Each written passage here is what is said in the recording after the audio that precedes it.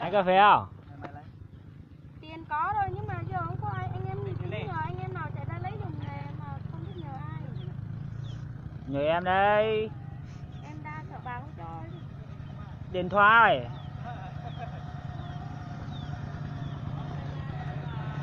Đây lái không lấy đúng 1 đồng 1 xu nào đâu. 10 triệu là lấy 10 triệu trắng về đây luôn.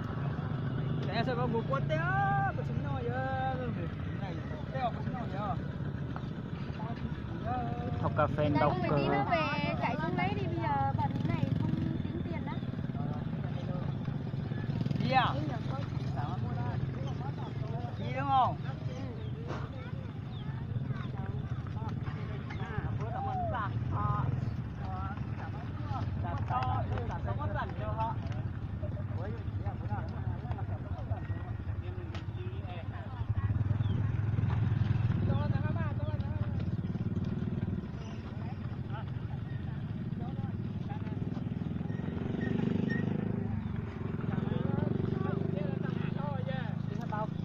涨了，我能出嘛涨么？是到了要分布。Ồ, quay nó là món lù, chứ chung mà mua lù là.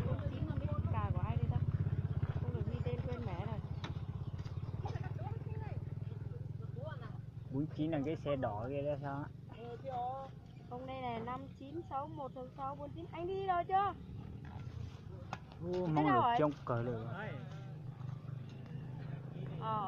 Đi đi. Rồi ông Khá đi rồi. Hỏi nhờ ai?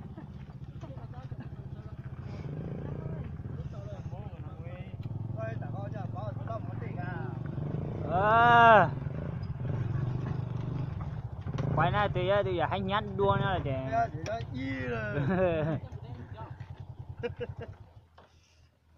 In hàng phải chờ kilo á. Thì cái tàu sao được kilo nữa nữa. nó trâu chiều mà có thấy không? Trâu chậu chứ.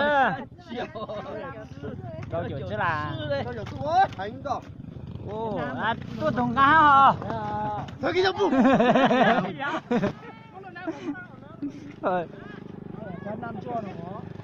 Ồ, năn gì ồ. Đang ở bên trời. Trâu chậu sang. Ồ, nhắn đô rồi đấy. Trâu chậu sang ồ. Mình cơ rồi à?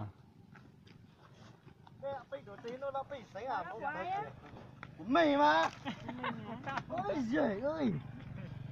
Không biết à? Sáng gió này dầu mà. Dầu cà phê.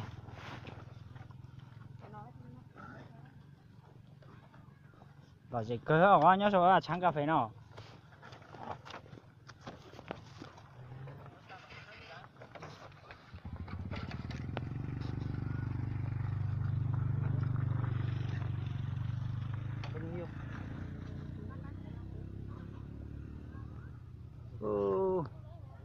Ê, lụt studio.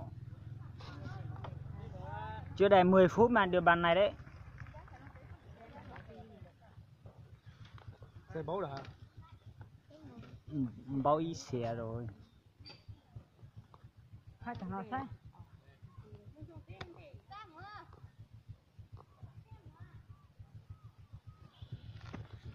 Thấy chưa? Cái tên gì này? Bây giờ nó tự động như vậy.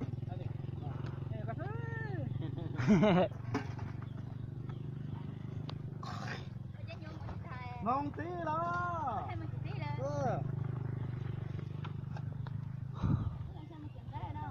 Ngon tí ở bên đâu đâu đi quá nó nọc cái gì vậy?